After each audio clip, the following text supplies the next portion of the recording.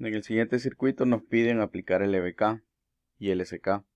Tenemos únicamente 4 resistencias, un circuito mixto con una fuente de tensión de 30 voltios, resistencia 1 de 5 ohms, resistencia 2 de 6 ohms, resistencia 3 de 3 ohms, 4 R4 de 7 ohms y entonces procedemos a hacer.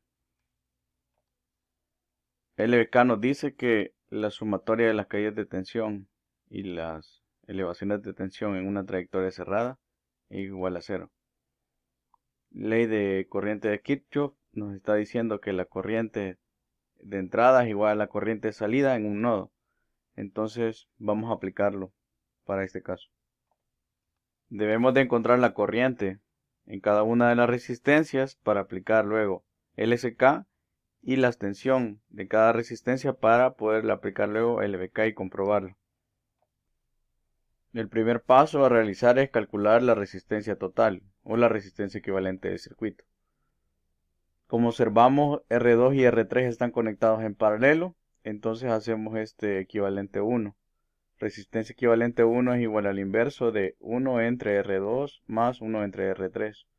El resultado de esto, al sustituir en la fórmula, tenemos 1 entre 6 más 1 entre 3. Eso nos da 2 ohms. Tenemos el equivalente entonces 1. Si nos damos cuenta de este equivalente 1, queda en una conexión en serie R1, resistencia equivalente 1 y R4.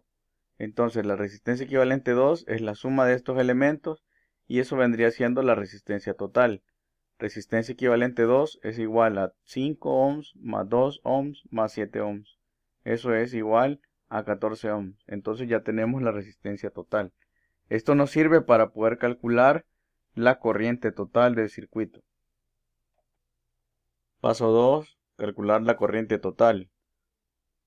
Voltaje de la fuente dividido la resistencia total. Los 30 volts de la fuente entre los 14 ohms. Y eso es igual a 2.14 amperios. Al encontrar la corriente total, nosotros sabemos de que es la corriente que viene de la fuente, pasa por R1. Viendo todo el bloque de la resistencia 2 y 3, o sea, viendo el equivalente, lo he sombreado aquí de color verde, ingresa la corriente a ese bloque, sale esa corriente y pasa por R4. Entonces nos damos cuenta que es la misma corriente. Sabiendo de eso, podemos encontrar entonces la caída de tensión en la resistencia 1, la caída de tensión en el paralelo, que es igual a la caída de tensión en R2 y en R3, y la caída de tensión de R4. En estos elementos, en todas las resistencias, podemos calcular el voltaje aplicando la ley de Ohm. Voltaje igual a corriente por resistencia. Calculamos las caídas de tensión en cada elemento y quedaría de la siguiente forma. Voltaje de resistencia 1 es igual a la corriente total multiplicado por el valor de la resistencia 1. Al sustituir 2.14 amperios por 5 ohms nos da 10.7 volts. La caída de tensión en la resistencia 2, corriente total por resistencia equivalente 1. Recordemos que esta es la misma caída de tensión de la resistencia 3 y entonces al sustituir tenemos 2.14 amperios por 2 ohms y es 4.34 volts. Voltaje de resistencia 4 es igual a corriente total por resistencia 4, 2.14 amperios por 7 ohms y eso es 14.98 volts.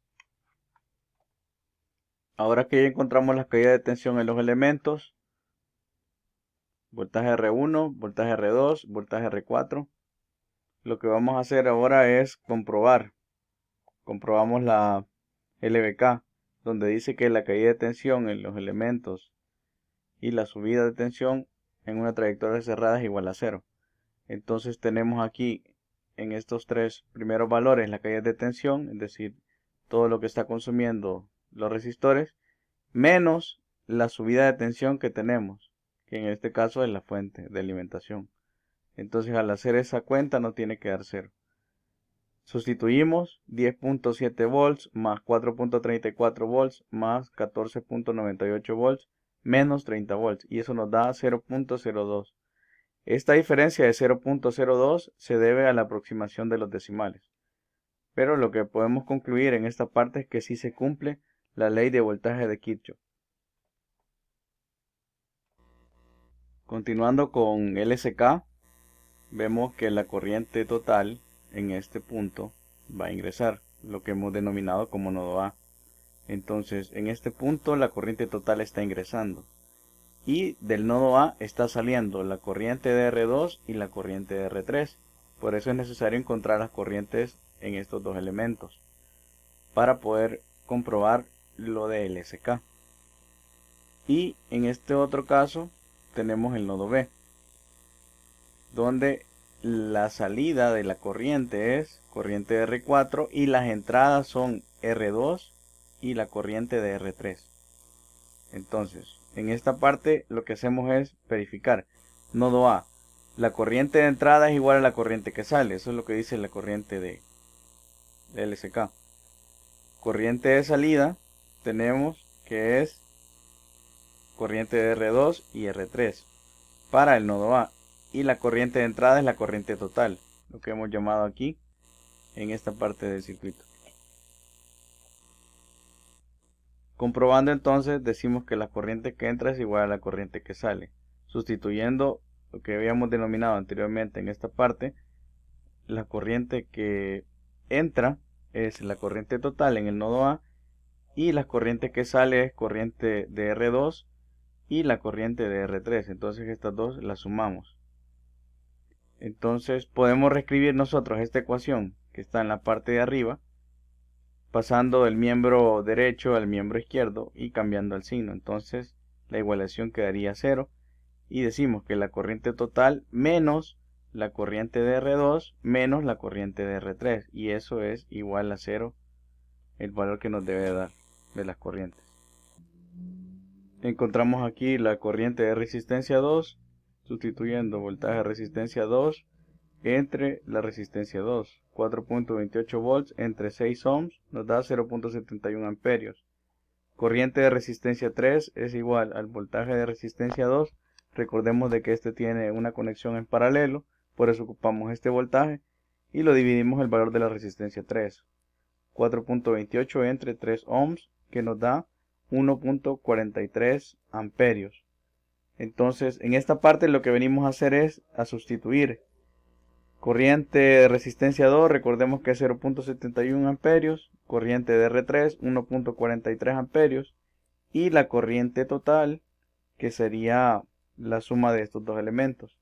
Entonces nos da 2.14 amperios, que es justamente lo que habíamos calculado en esta parte de la corriente de resistencia 1. Quiere decir entonces que sí se está cumpliendo la ley de corriente de Kirchhoff, que las corrientes que salen son estas que hemos calculado por individual y la corriente que entra es la corriente de la resistencia 1, que es la corriente total. Ahora hacemos el análisis en el nodo B, aplicando LSK. En el nodo B lo que vemos es de que está ingresando la corriente de resistencia 2 y está ingresando también la corriente de resistencia 3. Y la salida de este nodo B es la corriente de R4, la corriente que está pasando a través de esta resistencia. Entonces ahora identificamos para el nodo B las corrientes que entran es la corriente de R2 y además la corriente de R3.